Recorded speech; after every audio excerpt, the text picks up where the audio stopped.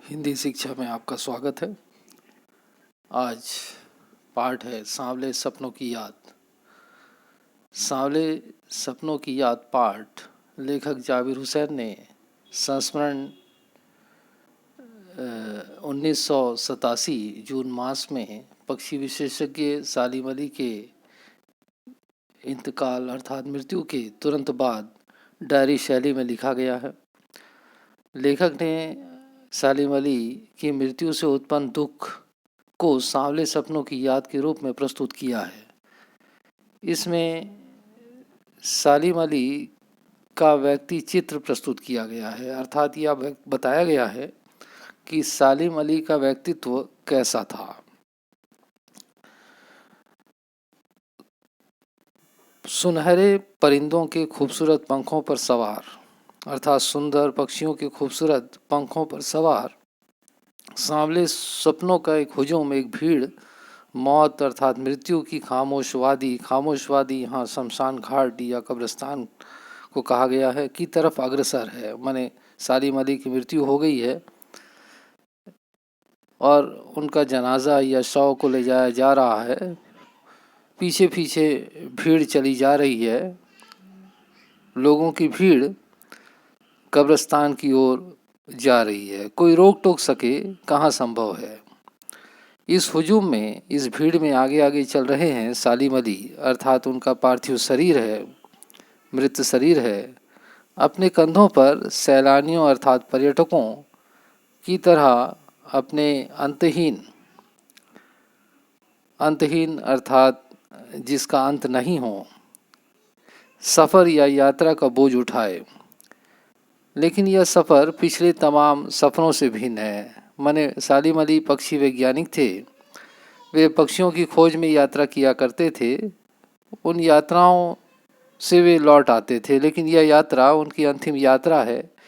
इस यात्रा के बाद वे नहीं लौटेंगे, इसलिए इसे तमाम सफ़रों या यात्राओं से भिन्न या अलग कहा गया है। भीड़ भाड़ की जिंदगी और तनाव के माहौल से, वातावरण से सालिम अली का यह अंतिम आखिरी पलायन है, आखिरी बार जाना है। माने व्यक्ति का जब जन्म होता है तो अनेक प्रकार के तनाव जीवन में आते रहते हैं। अब उसका अंत हो गया है, अब वो तनाव मुक्त हो गए हैं। अब तो वो उस वन पक्षी अर्थात जंगल की चिड़िया की तरह प्रकृति में विलीन हो रहे हैं। माने जंगल का पक्षी जिस प्रकार उड़ते उड़ते वन में विलीन हो जाता है, गायब हो जाता है, उसी प्रकार प्रकृति से जन्मे शरीर या सालिम अली भी प्रकृति में अर्थात पंच महाभूत तत्व में विलीन होने जा रहे हैं, मिलने जा रहे हैं। जो जिंदगी का आखिरी गीत गाने के बाद, आखिरी गीत पक्षियों की सुरक्षा है। आखिरी गीत गाने के बाद मौत की गोद में जा बसा हो। कोई अपने जिस्म अर्थात शरीर की हरारत या गर्मी और दिल की धड़कन देकर भी उसे लौटाना चाहे तो वह पक्षी अपने सपनों के गीत दोबारा कैसे गा सकेगा। माने कोई व्यक्ति की मृत्यु हो जाती है तो हम चाह कर भी उसे जीवित नहीं कर सकते। मुझे नहीं लगता कोई इस सोए हुए पक्षी को, पक्षी यहाँ पर सालिम अली के मृत शरीर को कहा गया है, पक्षी को जगाना चाहेगा। वर्षों पहले खुद सालिम अली ने कहा था कि लोग पक्षियों को आदमी की नज़र से देखना चाहते हैं, यह उनकी भूल है। कहने का अर्थ यह है कि जो प्रकृति में सुंदरता होती है, मनुष्य जो है उस पर अपना अधिकार जमाता है, उसे नुकसान पहुंचाता है, यह सालिम अली को पसंद नहीं था। ठीक उसी तरह जैसे जंगलों और पहाड़ों, झरनों और आबशारों, या आबशारों का अर्थ भी झरना ही होता है, को प्रकृति की नज़र से नहीं आदमी की नज़र से देखने को उत्सुक रहते हैं। माने आदमी प्रकृति की सुंदरता को नष्ट कर देता है, ये सालिम अली को पसंद नहीं था। भला कोई आदमी अपने कानों से पक्षियों की आवाज़ का मधुर संगीत सुनकर अपने भीतर रोमांच या प्रसन्न कर देने वाली आवाज़ का सोता अर्थात झरना फूटता महसूस कर सकता है। एहसास की इसी एक उबड़ खाबड़ ज़मीन पर जन्मे मिथक का नाम है सालिम अली। पता नहीं इतिहास में कब कृष्ण ने वृंदावन में रासलीला रची थी। माने कृष्ण का जन्म हुआ था, कृष्ण रासलीला करते थे, यह हम लोगों ने पढ़ा है, सुना है, लेकिन देखा नहीं है। और शोक अर्थात चंचल गोपियों को अपनी शरारतों का निशाना बनाया था। कब माखन भरे भांडे फोड़े थे और दूध छाली से, दूध दही से अपने मुंह भरे थे। कब वाटिका में, वन में या बाग में छोटे छोटे किंतु घने पेड़ों की छां में, छाया में विश्राम किया था। कब दिल की धड़कनों को एकदम से तेज करने वाले अंदाज में बंसी बजाई थी। और पता नहीं कब वृंदावन की पूरी दुनिया संगीतमय हो गई थी। माने ये सारी घटनाएं हुई थी। कृष्ण बंसी बजाते थे, गोपियों के साथ शरारत किया करते थे। ये सारी घटनाओं के बारे में हम लोगों ने पढ़ा है, सुना है, लेकिन देखा नहीं है। पता नहीं यह सब कब हुआ था। लेकिन कोई आज भी वृंदावन जाए तो नदी का सांवला पानी नदी अर्थात यमुना नदी के पानी की बात की जा रही है, उसे पूरे घटनाक्रम की याद दिला देगा। माने वहाँ आज कोई भी जाता है तो उन्हें वो स्मरण आता है कि हाँ, यहाँ पर कृष्ण जी का जन्म हुआ था, कृष्ण जी रहा करते थे, रासलीला किया करते थे। लेकिन कब हुआ था ये कहना मुश्किल है। हर सुबह सूरज निकलने से पहले जब पतली गलियों से उत्साह अर्थात उमंग भरी भीड़ नदी की ओर बढ़ती है तो लगता है जैसे उस भीड़ को चीरकर अचानक कोई सामने आएगा और बंसी की आवाज़ पर सब किसी के कदम थम जाएंगे, रुक जाएंगे।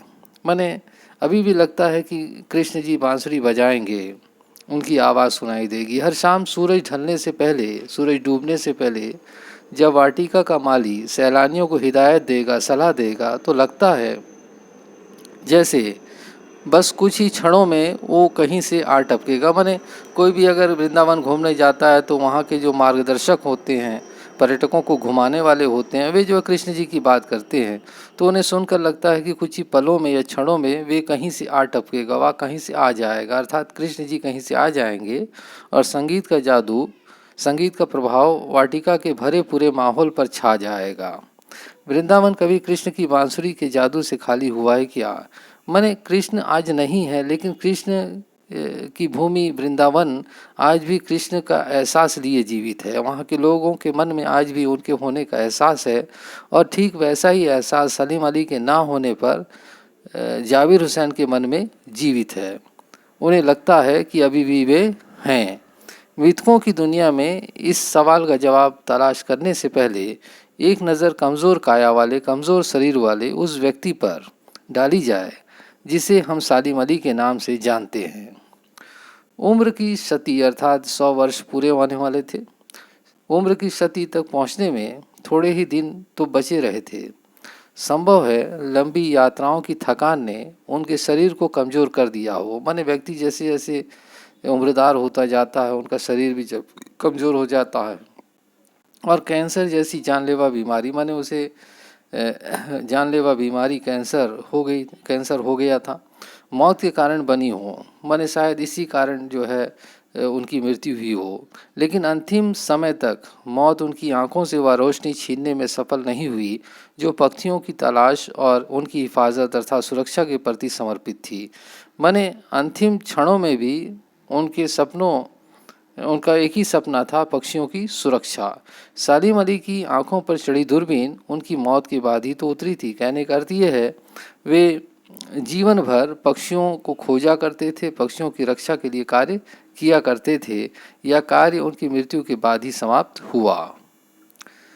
उन जैसा बर्ड वाचर, पक्षियों को देखने वाला शायद ही कोई हुआ हो। लेकिन एकांत क्षणों में, एकाकीपन में, पलों में सालिम अली बिना दूरबीन भी देखे गए हैं। दूर क्षितिज तक, क्षितिज माने उस स्थान को कहा जाता है जहाँ ज़मीन और आकाश या समुद्र और आकाश मिलता हुआ दिखाई देता है। वास्तव में वह हमारी आँखों की रोशनी वहाँ तक पहुँचती है, इसलिए ऐसा लगता है कि वे मिल रहे हैं।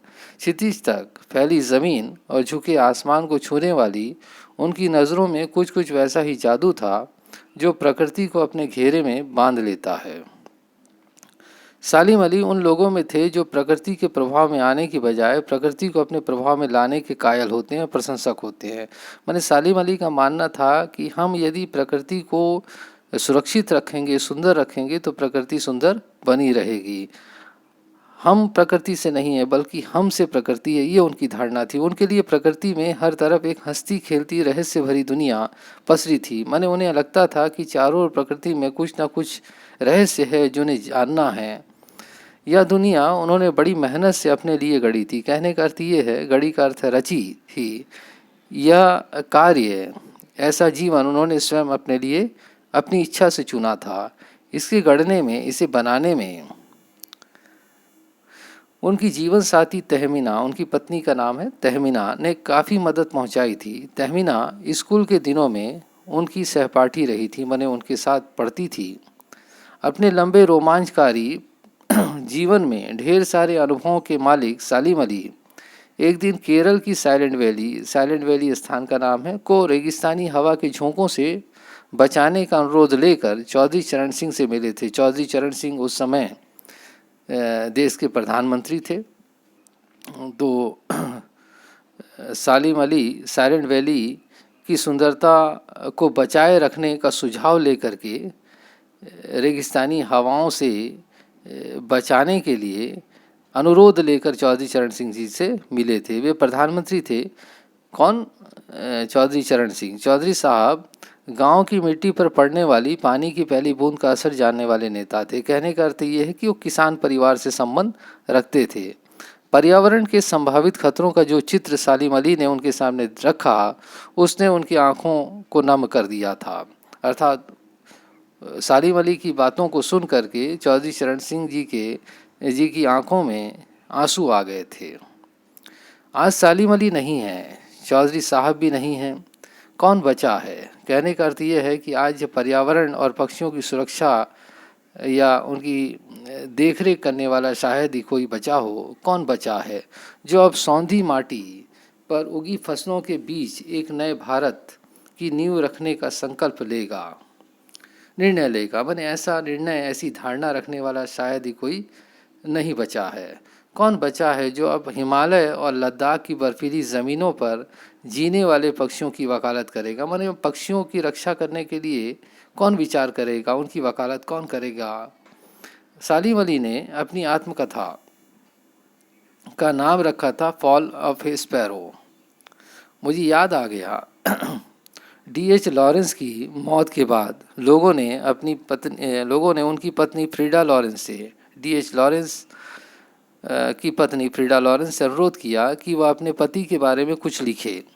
फ्रीडा चाहती तो ढेर सारी बातें लॉरेंस के बारे में लिख सकती थी, उनके पति थे, लेकिन उसने कहा, मेरे लिए लॉरेंस के बारे में कुछ लिखना असंभव सा है। मुझे महसूस होता है मेरी छत पर बैठने वाली गौरैया पक्षी का नाम है, लॉरेंस के बारे में ढेर सारी बातें जानती है। कहने का ये ऐसा इसलिए कहती है फ्रीडा लॉरेंस क्योंकि D.H. लॉरेंस का अधिकतर समय पक्षियों के साथ बीतता था, गौरैया के साथ बीतता था। मुझसे भी ज़्यादा जानती है। वो सचमुच इतना घुला और सीधा दिल आदमी था। कौन? D.H. लॉरेंस। मुमकिन है लॉरेंस मेरी रगों में, मेरी हड्डियों में समाया हो, लेकिन मेरे लिए कितना कठिन है उसके बारे में अपने अनुभवों को शब्दों का जामा पहनाना। लेकिन उसके बारे में कुछ कह पाना मेरे लिए संभव नहीं है, कठिन है। मुझे यकीन है मेरी छत पर बैठी गौरैया उसके बारे में और हम दोनों ही के बारे में मुझसे ज़्यादा जानकारी रखती है। D.H. लॉरेंस का भी अधिकतर समय पक्षियों और प्रकृति की सुरक्षा के लिए बीतता था, इसलिए फ्रीडा लॉरेंस ने ऐसा कहा। जटिल प्राणियों, कठिन प्राणियों के लिए सालिम अली हमेशा एक पहेली बने रहेंगे, पहेली जिसे समझना या बूझना कठिन हो। बचपन के दिनों में उनकी एक एयरगन से घायल होकर गिरने वाली नीले गर्दन की वह गौरैया सारी जिंदगी उन्हें खोज के नए नए रास्तों की तरफ ले जाती रही। उन्हें कहा जाता है कि उनकी एयरगन से एक गौरैया पक्षी जो है घायल हो गई थी और जिसके कारण सालिम अली के हृदय में परिवर्तन आ गया और वे पक्षी प्रेमी बन गए। जिंदगी की ऊंचाइयों में उनका विश्वास एक क्षण के लिए भी हटा नहीं।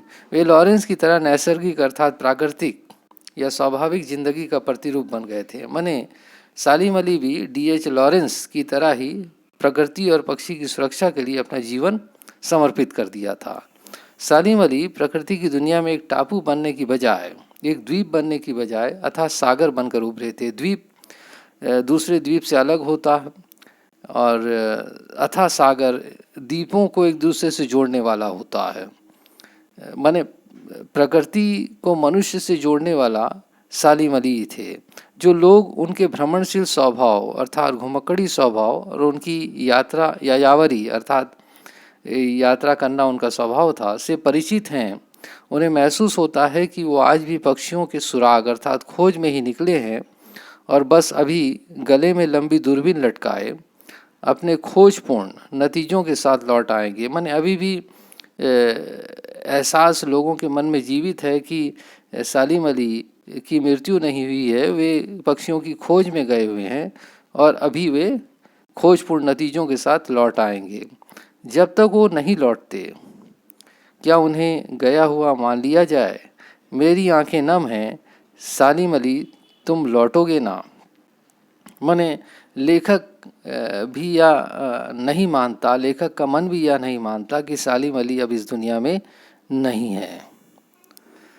आशा है आपको यह पाठ समझ में आया होगा। धन्यवाद।